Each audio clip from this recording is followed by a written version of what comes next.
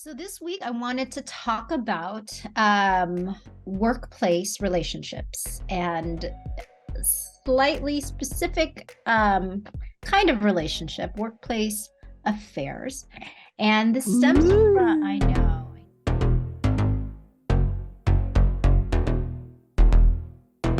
Welcome to Attached, a podcast about the loved ones we're attached to and the good, the bad, and the ugly advice about those relationships that maybe we shouldn't be so attached to. We here at Attached want to share ways to enhance your relationships and debunk all of that bad relationship advice using science. I'm Dr. Patricia Robertson out of the University of Tennessee. I'm Dr. Sarah Woods at UT Southwestern Medical Center. And I'm Dr. Sesson Nagash from San Diego State University. Today, Sesson will bring us a conversation about workplace affairs. Woo! Steamy. Then in our academic deep dive segment, we're going to discuss the academic article, Older Adults on the Dating Market, the role of family caregiving responsibilities. Woo! Steamy. And then in good or bad advice, we're going to talk about some advice from TikTok and Instagram about parenting teens. If you have any advice you'd like us to talk about, send it to us. You can email us at attachedpodcast@gmail.com, tweet us, Facebook us, or Instagram us all at Attached Podcast, or go straight to the source, attachedpodcast.com, and send us a message. As always, for bonus content and to support this lovely podcast, please go to our Patreon page, patreon.com/attached, and become a patron. Also, as always, wherever you listen to our podcast, YouTube, Apple, Spotify, all of those lovely places, please consider to rate and review it. And of course, subscribe. But before we get to all of the goodness of this lovely episode, what's up? How's it going, Woods? So we are in the middle of a snow/ice storm here in Texas, which never happens. And so what I am up to is I am currently wearing this amazing vest that my parents got me for Christmas, actually. And you can see here, if you're watching this episode on YouTube video, and if you're not, it's right above the emblem on the left side of this vest. There's a button here because it has a battery pack inside. And when you turn it on, it heats up and it stays heated. So I am inside and safe, but I'm also warm and toasty, literally from the neck down. It's an amazing invention, and they use them all the time up north where they are, and I admired it, and so of course I received one immediately. Naturally. So I am very toasty. Do you sleep with it? No, but I had not leveled up to that yet. I have transitioned from wearing it during the day. Sometimes I will put it on over my pajamas because I don't want to be cold at the end of the night. So, but I haven't taken it to bed. Oh boy. Okay, well, stay tuned. I think that's what an electric blanket is also for, which is very popular this season. Oh, yes. Yeah. Heating pads. But this thing, it heats up your neck around where this it all the way down. Very toasty. Talk to me more about all the way down. It's just a vest. I just mean it's vest. not just your torso. midsection. Right. Your torso. You know what I mean? It starts from top, all to the bottom. The whole thing is all warm. What brand is this? May I ask? Yes, it says Ororo. Ororo. Aurora. I've not done any of my own investigations into this brand. I received it. I appreciate it. And I recommend it. Received it. Appreciate it. Recommend it. Yeah, As I'm they writing say. this down. You might have a... Is it that cold in San Diego? It actually is. Really? No, it really is. I'm besides myself about it, especially given the gas and electric prices here in San Diego in particular, which are one of the highest in the nations. And I'm paying a lot of money to be really cold. It's really quite discouraging. Yes. So this heated vest situation would it could save me a lot of money. I really, we have solar, but we can't seem to get off the grid because there's 9 different reasons why they haven't officially approved the process yet. And so I'm like, please get us off the grid so I can stop having mini heart attacks every time I get my mid-usage bill from the gas and electric company. Mid-usage? What is this mid-usage bill? They just sort of want to prepare you for what your monthly bill might look like. Currently, I'm close to $400 mid-month, and mid-month. This is mid-month, and we are one of those really careful users where we use things off peak and off peak in order to and it's still what it is. Wow. So San Diego's a wonderful place, but it is painful in some regards. Wowie, wow. So I will be investing in one of those vests for each of my family members. And the dog. And the dog. So funny. So cold temperatures haven't really hit us terribly yet here in East Tennessee, which is lovely. It is raining today, but such is life. At least it's not snowing and icing. Knock on wood. We had a lovely couple of weeks. The baby has started to talk, all these sorts of words. So adorable. Currently his new favorite word is back. So I think at his school, he's learning to put back materials and stuff. So anytime we do anything, we get the milk out for him, or I don't know, turn on the TV or get out of bed, it's back. So the milk goes back. Everything is going back to its place, which also is a great skill for a near 2-year-old to have, is to keep the house organized and tidy. But it is so adorable because at first I wasn't really sure, because back and snack sound very similar, and he also says snack a lot, so I was getting those confused at first. Do you want a snack? You literally have the milk in your hand, you literally have food right now, you want another snack? But no, he was saying back in the refrigerator. So a little bit of a learning curve for the parental units, but it's so adorable. This stage of life is both extremely taxing because it's a lot, but also it's very, very cute how rapidly they grow and develop and all of those things. So lovely times and trying to appreciate the small stuff while not getting any sleep, Oh, one day it will return. Yeah, I hope so. From your lips to God's ears. Yeah. If not, I'm coming after you, Sessa.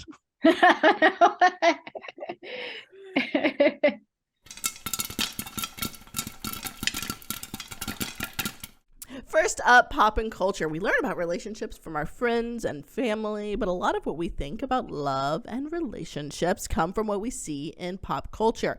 So for this first segment, we take a moment to highlight events in pop culture that influence people's lives and how we view relationships. Sesson, what do you have for us this week? So this week I wanted to talk about workplace relationships and slightly specific kind of relationship, workplace affairs. And this stems from, I know, every time I talk about infidelity, I think, oh, how painful, how difficult for people, but there's something about that's engaging in conversation that makes it feel really fun and naughty. So I admit that there's that side of it too. But this, stemmed from some things I was reading recently, and some of this has been unfolding for a while now, but very recently, two Good Morning America former now broadcasters who would do a morning segment together. I don't watch the show, but I've heard of them and I've seen them. Amy Robach and TJ Holmes were released from the show because of an alleged workplace affair. They were both married during the time that they developed the relationship, and since then I think all sides have decided to divorce. And I won't speculate on any of the details about what happened or how it happened, but it did sort of bring to light this particular sort of complicated set of dynamics that could occur when two people in the workforce come together. And workforce relationships are not uncommon. Around 65% or so of people report engaging in some kind of office work relationship with someone at some point in their career, right? I imagine that might be even more. I think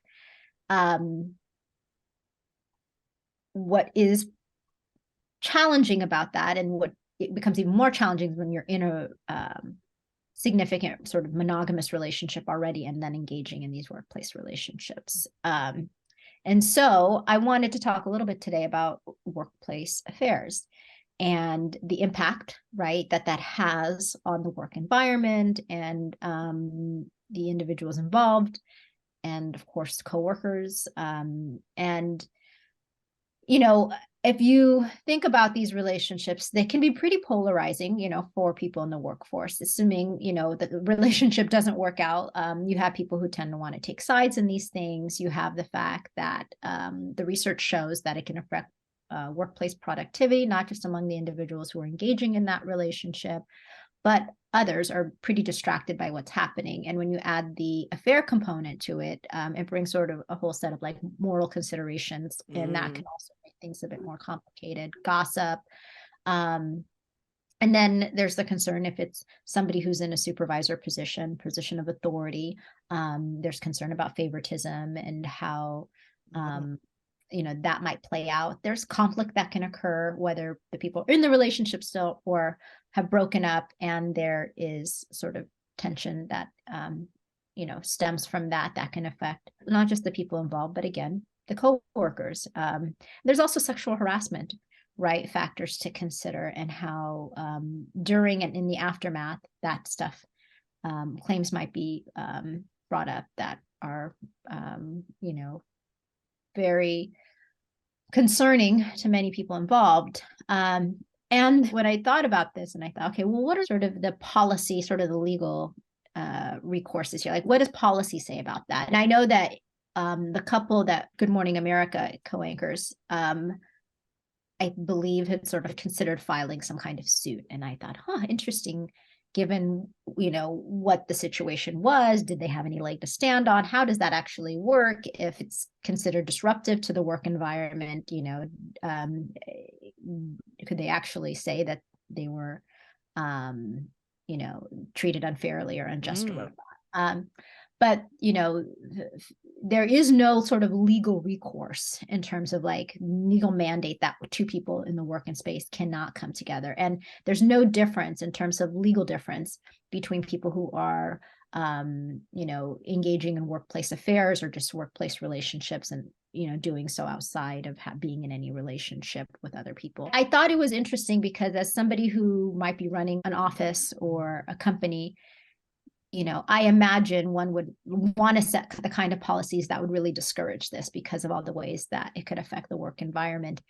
And yet, my understanding as I was reading more about this is that you can only do so much, right? You can really set up, ideally, policies that encourage people to be transparent about the relationships that they plan on being in or have started to develop. And so that the HR, right, folks can really help them set some clear boundaries about what is and isn't considered appropriate in the context of if they are going to be in the relationship, how to handle that and how to minimize sort of the implications for everyone around that, which I think is really important. So, but I was just thinking also about like, gosh, imagine a partner who, discovers that their partner has developed feelings or physically been in some way involved with a workplace partner, and that person wants to stay in the job. Maybe they've discontinued the relationship, something, right? But how are you okay with them continuing to go to the same space and be in the same proximity of somebody that they've engaged in some kind of a relationship with? Imagine that could be very difficult, I'm sure, in terms of trying to rebuild trust and trying to rebuild connection. Like, how do you do that in those contexts? I know some people will leave those environments, but some people don't, right? They build a career there. They are in a place where it would be financially a hardship for their families if they were to leave. And so I imagine some spouses have to feel like there's no choice but to stay. And I just think it's the word messy keeps coming to mind. I guess really messy and complicated. I don't know. So I just wanted to throw it out there, like what your thoughts were and whether you all have come across some literature, research on this topic. Yeah, I think it's also interesting with the affair component, but also what you're talking about, the 65% of office workers say they had an inter-office relationship. Like, I think there's also a similar high statistic about the number of people who have met their partner in the work environment as well. So while there are certainly the negatives that you mentioned, the affairs, if it goes badly, the reduction in productivity, there are also the benefits, because people have found their, long-term partners through these relationships as well. But yeah, messy, complicated, and it can swing either way. I keep coming back to, like, if I am the partner of someone who is aware of a relationship that one has had, and that person is still in proximity and contact on some level, has to work, how do I be okay with that? How do I support my partner in that career, in that work? It's a lot to ask, and it makes me think, gosh, if you are someone thinking of, looking outside of the relationship, to look within the workforce is really additionally problematic, right? Because if the partner were to find out, that doesn't just affect the personal life, but it affects your professional life as well. And I think we all sort of, when you mix personal and professional, things can get much more complicated, and, but there is a risk involved when you cross that line, and the implications it can have on so many people, not just in your personal life, but also in your professional life, right? I think it's a real important consideration for people who are considering, or who are starting to develop feelings for people who in the workforce, like what that would actually mean. It could have devastating effects that go just beyond the partner. And also, what does that mean about the relationship that they're currently in? What does it maybe sort of say that they might be needing or missing, or if they're wanting to preserve that initial relationship, might they need some professional help to do that? Because that's a really great reason to engage in couples therapy if you are finding yourself, I think, developing feelings for somebody in the workplace that isn't your original partner, and that's not something maybe you're feeling too certain about pursuing, and you're really wanting to preserve that initial relationship. It's a really good reason to get engaged in couples therapy, and get some assistance around how to navigate that and how to rebuild any trust that's been lost, but also sort of how to figure out how to have your relationship going forward, how to engage with each other and feel supported and connected. Yeah. And it is, I think that support is really important. I've had some couples who've come my way who've had those particular situations, and the partner's having a really hard time really rebuilding trust because they don't know what that partner is doing in those 8 hours. And a lot of the conversations is like, how do we help you both set some boundaries that the person can try to follow through with in the workspace, without also the other person feeling like their professional space is being controlled, or that they don't have that autonomy in that space. I've had some people say, well, you lost that when you did what you did, right? But it's a really hard thing when somebody, especially partners, start to get involved in each other's professional domain and, work. They can feel really protective of that. But also, if something like this has happened, there's some of that you have to really negotiate. And I wouldn't say give up, but like, you have to be willing to let your partner into that professional domain a little bit, because they are, understandably, there's concern there. It's like, what are they doing? And really wanting to trust requires that active, effort, right? Of showing, like, I'm going to go out of my way to do things to show you that I can be trusted. And that means having a say in one's personal and one's professional work as well, for some amount of time, at least sometimes. But yeah, I agree. There's a lot of people who come together and get, married, who find each other in the workspace, but it goes both ways. So.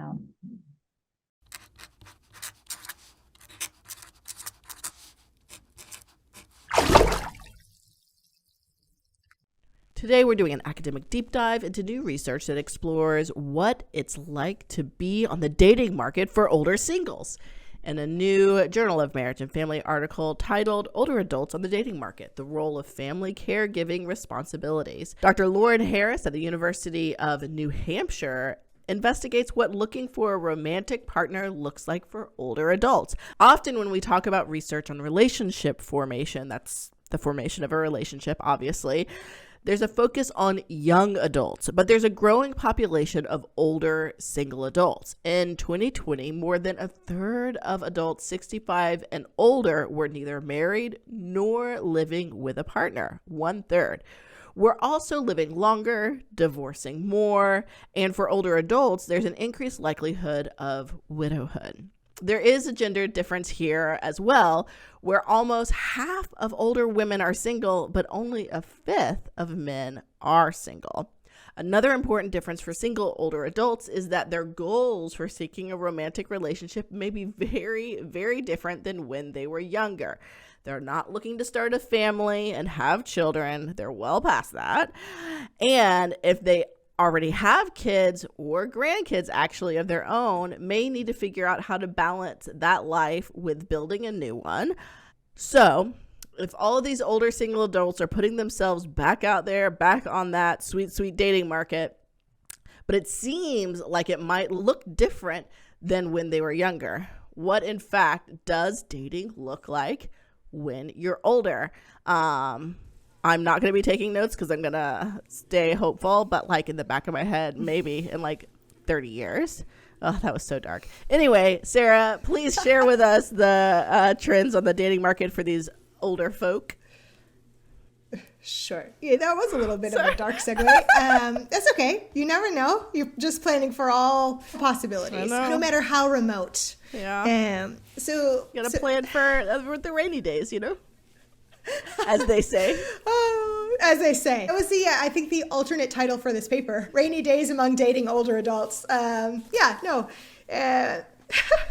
I do always think that the use of the term market in this context, which everybody, I mean, it's not just a research term, right? Like thinking about the dating market, like we talk about people like they are pieces of meat just sort of putting themselves out there for sale, which is, I imagine sometimes how people feel when they're going through this process.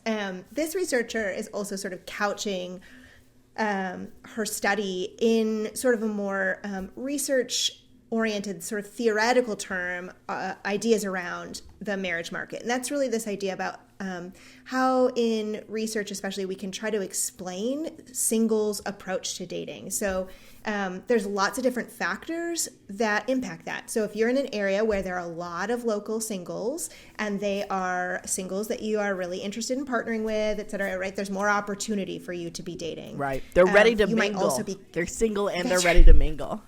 That's right. The third alternate title for this paper.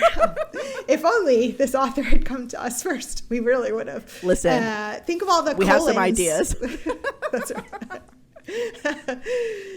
For follow-up studies. There's also obviously costs and benefits that we sort of think about when we're thinking about possible partners, and also characteristics of our own life that influence dating. So when there are imbalanced sex ratios in a region or in a part of life, that can have a really strong influence on mate choice. Talk to me what specifically you mean by imbalance of sex ratios. So what you had said earlier, Patricia, is that there's a lot more women who are single in older adulthood than there are men. Some of that is because traditionally and probably still the case, men tend to prefer dating younger women, whereas women tend to prefer partnering with partners that are the same age or older. And so there's also a combination of women often outlive male partners, tend to be healthier, et cetera. These are averages, et cetera. But then when you have way more women on the market than you have men, that impacts my selection if I'm a woman looking to date a man versus in the reverse. Yeah, the men have a lot more selection. It's really awesome. And older heterosexual men, I suppose, they have the whole entire field that they can play. How thrilling. Did your rainy days get stormy? Are they? Is it looking real dark? Man. And so what we know among younger adults is that being a parent is an example of when you look at somebody's opportunities on the market, that can have a really big impact on partnering. So for younger adults, that's a really big constraint for women, not so much for men. Single moms are also less likely to marry if their kids live in the home or when their partner is a man without kids, but it doesn't affect men the same. But we're not exactly sure what this looks like for older adults. So what this researcher did was she did interviews, qualitative interviews with 100 heterosexual, single, older men and women. So 50 men, 50 women. Ages range between 60 and 83, and she recruited them from 4 online dating websites. So she put an ad to recruit them from, so they're already attempting the market. They're already serving themselves up. That's really, that's probably not necessary. I don't know if that one should be an alternative title. No, I know we don't want to imply that that's how we feel. So there's equal proportions of this sample were retired versus fully employed, about 40% each, which is really also felt dark to me that like almost half of these people are 60 to 83 were still fully employed. Yeah. Just because my goal is not necessarily to be on the marriage market after 60, but it is to no longer be working. I would like to be off of the employment market, the job market per se. Oh my God. The hopes you have. Their average age in this sample is like 65, 66. Like, I got to go home. I can still be doing this in 25 years. That's not my life goals. Rainy days at home, please, under blankets. So about half of the sample had kids and grandkids. A third had kids, not grandkids. So just sort of in general, when you're thinking about what their life context looks like. So what she interviewed these people about were questions like, what are you looking for in a romantic partner? What are your deal breakers? What do you notice when you're looking through someone's online dating profile? And she found that family caregiving responsibilities, what she calls care work, impacts romantic relationship formation for these older adults in 3 main ways. Okay. So first, caring for others, like kids, grandkids, aging parents, prevented people from even joining the dating market. So a lot of people reported that they held off on sort of thinking about dating, let alone trying it, while they were spending a lot of time maybe helping support adult kids or sharing caregiving responsibilities for grandkids, or while they were taking care of parents who are older and ill, etc. So even though these people were actively on a dating website, they had held off. Yeah, they're talking about retrospectively. Okay. Yeah, they had held off on this. They felt like they weren't able to divide the time between the two. This was mostly women, but it did impact both men and women. Okay. For women, it was kids, grandkids, and parents. Men held off if they were caring for a sick partner, for example. I mean, that's nice of them to not be on the dating market if they're caring for a sick partner. How noble. It's going to make what a beautiful film. I would watch that film. I waited until she was gone, and I deserve an award. That film is out there. I feel like I've seen it. I just don't remember what. Oh, man. See, I'm not. So there are gender differences. Obviously. I'm going to say that the way I can already feel we're going to interpret these, this was the least gender of them. And so this researcher did a really nice job of giving a really balanced take, I think, on what she found. Good for her. It's, rainy days ahead indeed. So the second main way that care work impacted dating is that when people decided to date, care work had an impact on one's desirability on the market, meaning how they were perceived. And so, of course, that was gendered. So women were penalized for performing care work. So men were not interested in dating women who had obvious care work responsibilities. They perceived it both as a barrier to growing a strong relationship, but they also described it as a catalyst for breakups. Because they didn't have 100% of their time? Yes. And men became more desirable when they were perceived as being close to their families. There we go. That was really sort of connoting that they had family values, that this was going to be a partner that had some commonalities with them. Like, this is something women were drawn to. Men were not drawn towards this. They found this to be a less attractive quality. And then the third way is that the threat of having to perform additional care work in a relationship prevented women, but not men, from pursuing partners. Meaning, if they knew that somebody had young kids, if they knew a man had young children, or that they themselves might be ill, or they were older, they were maybe perceiving them as maybe going to need nursing care soon. So if women thought that the relationship would lead to additional care work that they would have to take on, like, I'm going to have to raise his kids, I'm going to have to nurse him through old age, they were less interested in partnering. Men didn't express expectations that a woman would do this care work, but women assumed that they would end up performing it. Sure. So that was less desirable for them. So while I read it sort of, it did have a flavor for me while I was reading it. I didn't intend for this to sound so dark. I will say that it is sort of interesting, I think, her findings about, that provide some evidence for how providing care for a child impacts dating across the life course. So this looks different, but if I'm providing care for a younger child as a younger single mom, I might be less likely to be looking for a very seriously committed relationship. I might be less likely to date. That also appears to be true in older age. Man or woman might hold off on pursuing relationships. I do think men were not penalized when their kids lived with them. Women were penalized for having kids, even if those kids did not live with them. Oh, interesting. So the caregiving responsibilities affecting how you're perceived on the quote market are pretty, they felt pretty intense. Now, this is qualitative research, so this is people's explanations of their experiences, which is really, really valuable. And also, it's a really big sample. I mean, 100 people qualitative, analyze all those interviews. My goodness. But we're really sort of relying on this uncompensated family caregiving labor that women do, including in older adulthood. And it's at the expense of their romantic relationships, of their sort of enjoying their own personal life, which doesn't just affect women seeking to date men. It also affects men seeking to date women. That's who is out there on the market. And I think another possible takeaway is that third theme indicates in part that women are interested in independence. They're not looking to date to pick up a partner's caregiving work that they would otherwise do if they weren't dating, right? And it's possible older men might just need to be willing to adjust and be very clear about, I don't have expectations that you're going to take this on, or this is how this could look if we were partnering. Once you sort of maybe are talking about a relationship, because without adjusting and not letting that care work become gendered, women are saying, I don't want that in older life. I just did that. Yeah, I did that for the last 40 years.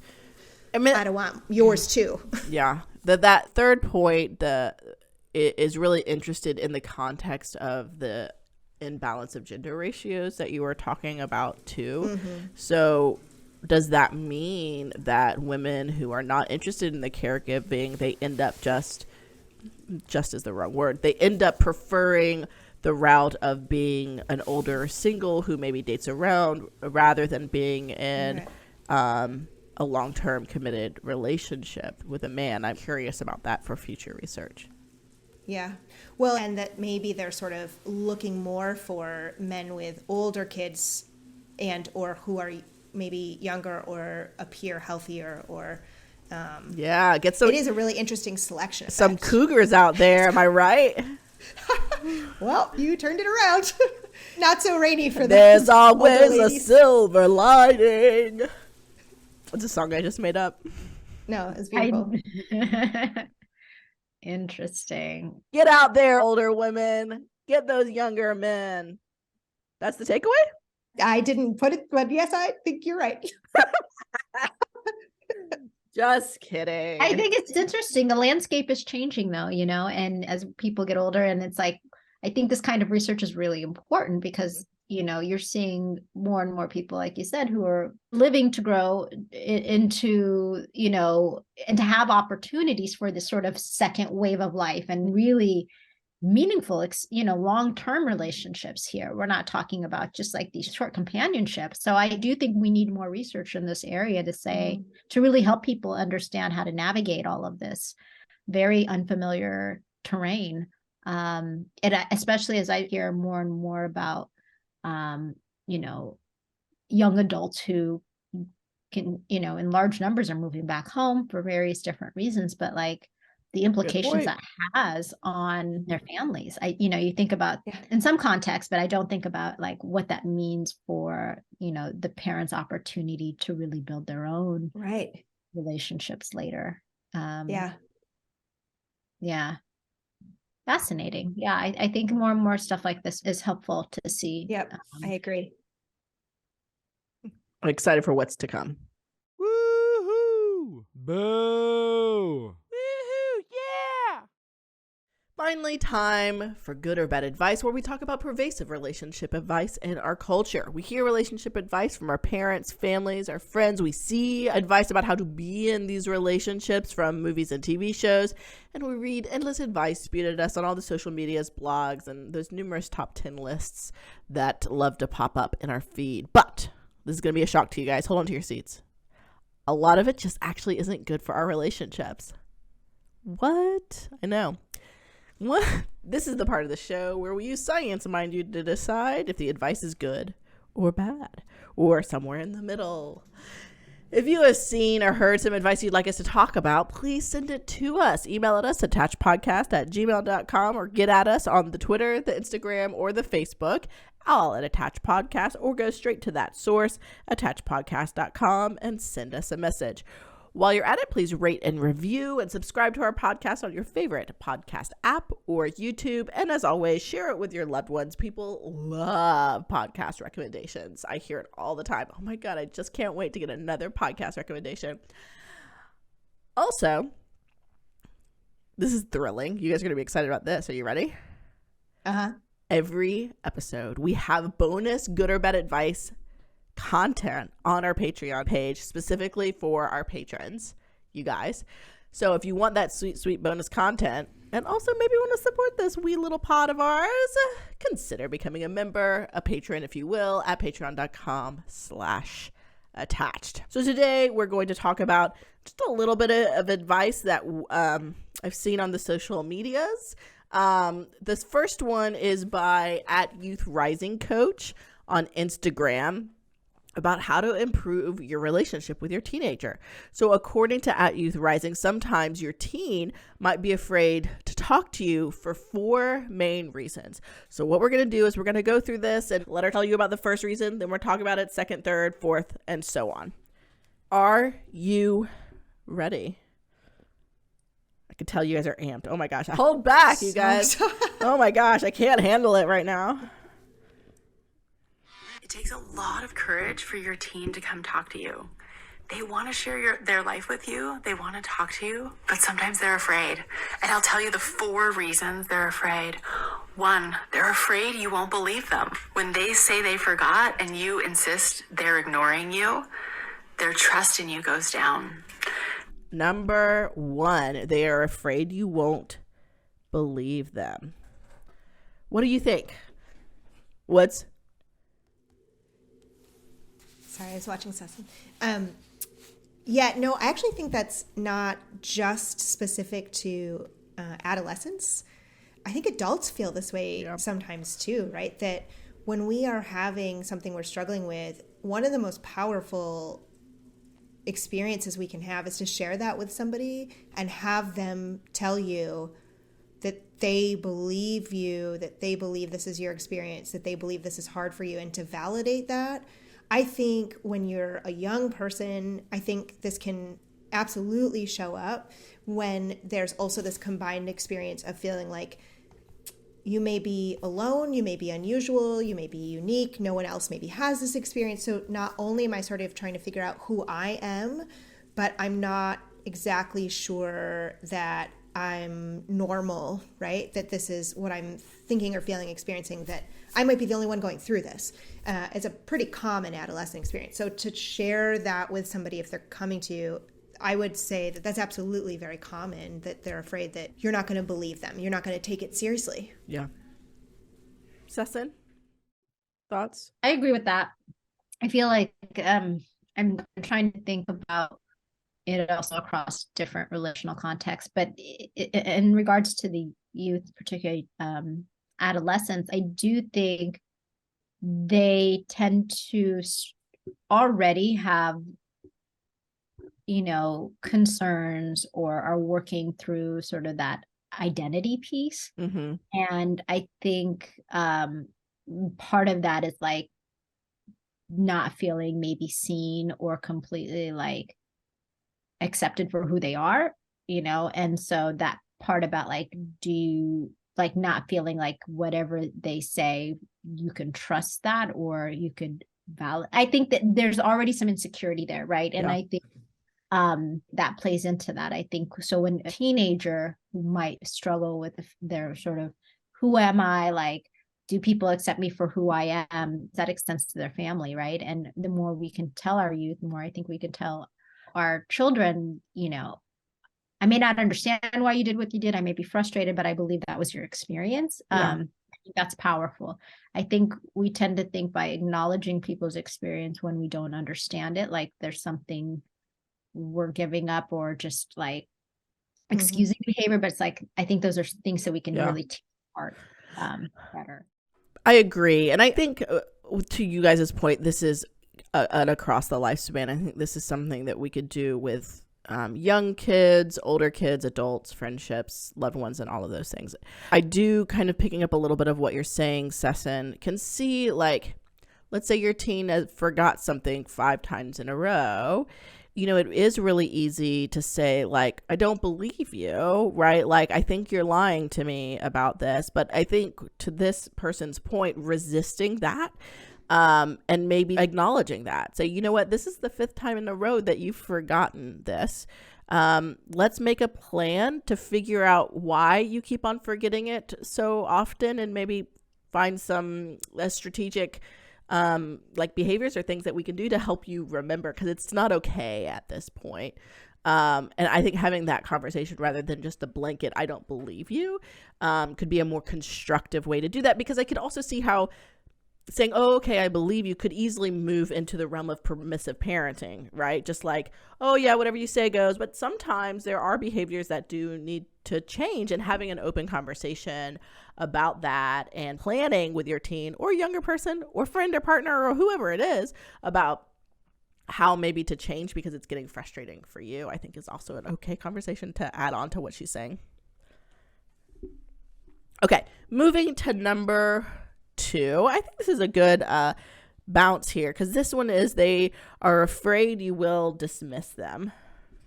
They're worried you'll dismiss them. Oh, don't worry about that. That's not a big deal. You'll be just fine. So number 2, they're afraid you'll dismiss them. What do you think? Good or bad advice? No, I think that's good advice. I mean, I don't have a teen yet, although 9 feels like closer to being a teenager than I thought it would have been. In my head, she's still like small toddler, older toddler, maybe like, starting school 5, age. 4. And then I look at her and I'm like, yeah. And I'm like, oh my God, you're like almost middle school age. I know. And this is a hard balance to want to sort of get clarification about what her experience has been. Like if she's upset by something at school, and I notice this comes up for me, especially if I'm stressed. Like my aim is not to shut her down, but my aim is to soothe her. And I think it can feel very dismissive if I don't understand first what her experience was. And that storytelling involves a lot of details. So if I'm already like dysregulated, exhausted, overwhelmed, I really have to work on self-soothing to like let her explain the whole thing. And if even when I'm like asking clarification questions, sometimes she'll feel like that's dismissive, like I'm trying to cut her off. So I just really have to like watch this. I think it makes a lot of sense too when, especially if kids have had repeated experiences of that when they're younger, or if like school conveys that a lot, like you're fine, just settle down, you'll be fine. This would make a lot of sense for a teenager to feel like this too. Like you're going to say that I just need to either figure it out myself, or like this isn't as big of a deal, like I'm being dramatic. But it doesn't feel like I'm making, when you're upset, it doesn't feel like I'm making this up. I'm not trying to make this worse than it is. I need you to believe that this is as upsetting for me as it looks like it is, even if in your mind it's hard to imagine why that is. I think this is really important. Yeah. Sesson? Yeah, I support that. Quick to try to make sense of their experience for them by sort of filtering it through our like own reaction to it. And one of the things I've tried to do with myself and been trying to do as a parent, and like encouraging this also among others, is this idea of trying to ask your child, age appropriately, of course, like what meaning they're making of the experience that they had. So whatever conversation we have isn't necessarily about like the details of the event in terms of like, but instead like how they're making sense of what it means to them, right? And so that to me has been helpful because it gives me more sense like how they're internalizing it, how that is affecting their sense of self, all of those things. And so there's like a deeper sort of connection to that experience beyond like, I was frustrated, or yeah, this happened and it sucked. It's like, okay, well, but it seems to have happened a couple of times now. Is there something that you're like story you're telling yourself about like who you are now that this has happened a few times, you know? So, and my child says very little to me. So in general, like that meaning making takes a lot of work to get to that point. Anyway, but I get yes, no, if on a good day. Responses from him. So yeah, dismissing our children is one of those things we have to be really, it's so easy to do it without even knowing we're doing it. It's yeah. I agree. It's one of those, I think we had a similar conversation about capitalization. Like it sometimes takes a lot less than what you think it does. And just being in the moment. But it's also can be really hard when we're super stressed out. So number 3 is are afraid you'll try and fix them. They're afraid you'll try to fix them. They want to share things with you. They want to just be seen and heard. And as parents, we need to learn to put away the toolbox, put away trying to help them feel better and just listen and see them. Okay.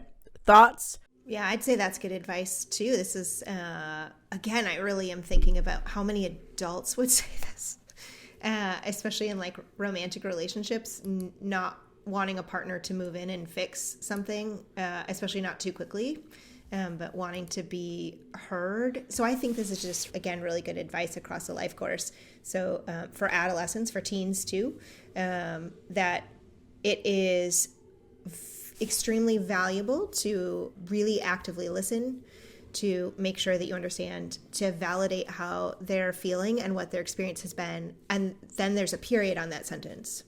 And I think we often move past that piece so quickly to try to make it better. Mm-hmm. And that comes out of a place of not wanting to see our kids suffer, not wanting to see our partners suffer, not wanting to see our work colleagues suffer, our patients suffer, right? That and also that's a caring drive, but it can also be tied to anxiety about wanting to make it better very quickly. And we then lose out on that really powerful intervention at the start that is validation and listening. Sessa, what are your thoughts?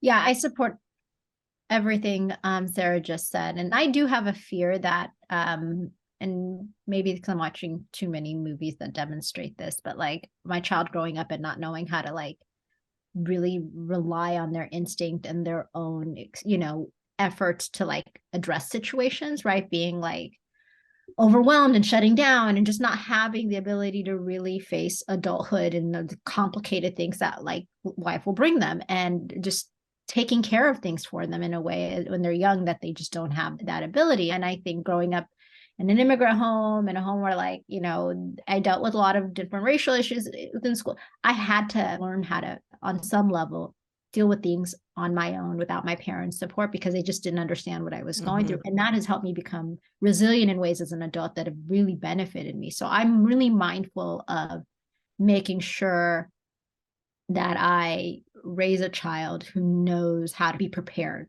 for the stuff that's going to come his way as an interracial, like, you know. And so for me, it's really important not to just throw out solutions and sometimes just step back, emotionally connect to him about what his experience is. Say, hey, if you need my support on it, like, no, I'm here to help you bounce. And he's 6, so I say it in a way that's appropriate for him, but I try really hard not to just get in there and fix it yourself. So it's very difficult, especially when they're hurting, especially if there's tears involved. That's when it's like, it becomes and a hug goes a long way. That's not fixing it, right? Like a hug or just sitting there.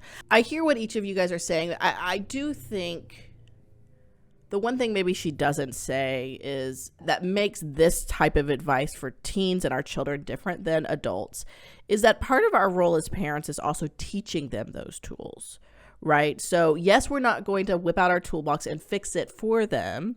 We're going to listen to them. And then the next step isn't fixing it for them, but teaching them a variety of tools. Like the tools that I am teaching my oldest are very different from that I'm teaching, not very different, but they're different than what I'm teaching my middle child, the 2-year-old. He's just like cries now and you hug him and then it's fixed. But that will, change as he gets older, but figuring out what works for them and teaching them those tools, I think is also a really important thing for us to do as parents. But there is a fine line between teaching them the tools, modeling those tools for them, and making sure that that's not fixing their problem, right? I think that there's a fine line there that's easy to, it's gray, right? But I do think it's important to teach them those tools because they're going to be out in life, and it would be nice if they have a whole entire set of tools available to them for the variety of situations that they have. All right, number 4. They're afraid that you're going to be upset or sad. They don't want to make your life harder. They don't want to bring worry and fear into your life. And so, of course, we are going to feel things.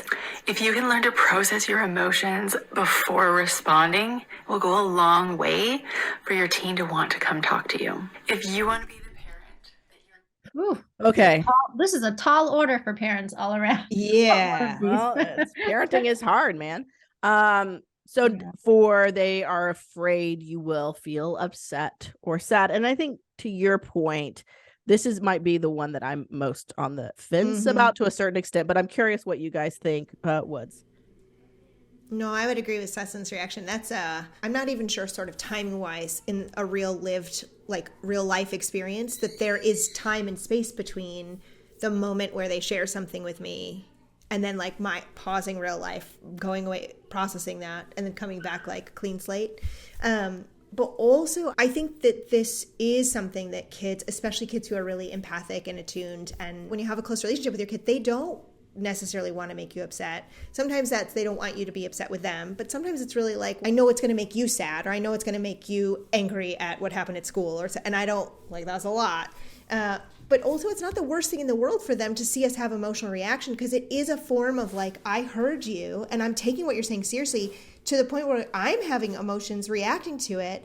And that's going to maybe move me to action at a time where you need me to advocate for you too, right? And I can also, when I'm having emotion, model that doesn't need to swamp our conversation. I can show you I'm angry and I can show you that I'm sad. And also I can still self-soothe and stay a part of that conversation and have that be helpful.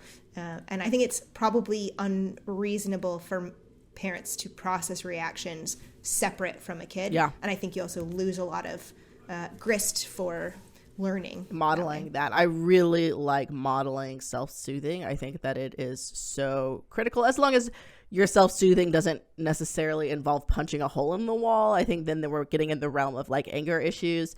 But Sesson, I want to hear what you have to say first. Yeah, I 100% support that. And I'm really transparent with when I am working on self-soothing, when I'm struggling with self-soothing, or when I haven't self-soothed, and then I have to go back and explain. Yeah. I recognize I didn't, I should have, so there's a lot of that. But, my goal is to explain to my child how I'm on that journey as well in those moments. And, in life, sometimes I say, ooh, what you said was a lot. And I'll explain, like, I'm feeling, these things, but I will get over it. And then if I need a break, I'll say, oh, I've got to disappear for 2 minutes to go scream into a pillow. I'll be back. I say, I'm very honest. And just so he knows, like, it's okay to feel the emotion, but it's how you react to it. And in those moments where I don't do such a good job, I'll go back and say, I didn't handle that very well. I'm human. I'm sorry. But I will let him see the process as it unfolds too a little bit, so he can, again, build those tools for himself. But it's an impossible thing just to not feel some level of, reaction when you hear something really distressing. But I acknowledge I'm feeling something. I'm trying to really calm myself right now. I'm having a hard time, whether it's something he's done or something that's happened to him. Yeah. And it is hard because you don't want I mean, I could see a situation that this person is talking about where, like, if you have a strong reaction, they're like, oh, I'm not telling him about my friend's crazy antics again. So finding what that boundary looks like. But I agree for the most part what you guys are saying. I think having emotions is fine as a parent. I have a funny example about this. The other day, me and my two oldest were walking to my office, and my 6-year-old says, Mommy, do you know what FUCK means? And I said, I do. How do you know what that means? And he was like, oh, I've known it for a while. And I said, that's a bad word. And he was like, I know. And so I started asking a question, who taught you this? Where did you learn? Because he knows how to spell it. Excuse me? You could barely read it. You know what this word is? What is happening? And so when I looked at my oldest, I said, do you know what that word means? She was like, yeah, I've known for a while. And I said, why didn't you tell me? She was like, because I know it's a bad word. I just didn't want to say it. And then I also realized, I mean, it wasn't like terribly aggressive. I was just like, oh, really? This word? Okay. Because I was trying to be a little funny about it. And then I also realized, it actually doesn't bother me that much. Like they definitely are going to have to learn at some point. There was kind of like a societal mores informing my reaction, like kids shouldn't cuss. And so, I mean, this was like on our 5-minute journey. These are all of the emotions and thoughts that I had. And I said, you know what? Just so you know, I'm not mad that you know. I was just surprised that you knew because I didn't know that you knew that. I was just surprised. But you guys know it's a bad word, right? And we don't really say it. It's okay to know what it is and hear it. And so then we had a conversation about why adults can say it and kids can't. And, that's always an awkward conversation. But it was interesting. I had to reevaluate my what was influencing me to like be a little bit upset about that. And then realizing, well, at least he learned it. Like he's not going to be like surprised somewhere down the road. Like, oh my, I didn't know that was a bad word. Like my children aren't going to grow up in like a cave. I intentionally put them in a school where maybe they are around kids a little bit rougher than what they would experience down on the farm. So anyway, this one really reminded me of that. And then I had a reaction, but then later on, I was like, I just want you to know I was surprised, not mad. And it is what it is. So. Yeah, I'm sure they appreciated. You can come back and reflect on it. I think Dre just gives me that look like, okay, sure. But I feel like he's taking note. He's like, okay, she's showing that she's human. She errs too. And that means I can err and I can be okay. And that's important that we do that because my parents never acknowledged their overreactions, their errors. It was also so funny that my oldest was like, of course, I know what that word is, Mom. I've known it for like years. And I said, years? Like before COVID, Mom, I knew about it. What? Before COVID, that's funny. Life before COVID, I knew about life it way off back the then. Farm too. Apparently, like was she allowed them off the farm a few times to meet with very the little children? Anyway. So that's all for now. As always, thanks for listening to Attach. Remember, call us, email us, or get at us on all the social medias and check out the bonus content on Patreon. Send us any relationship advice you've received and you're wondering whether to follow or pass on. We cannot wait to talk about it.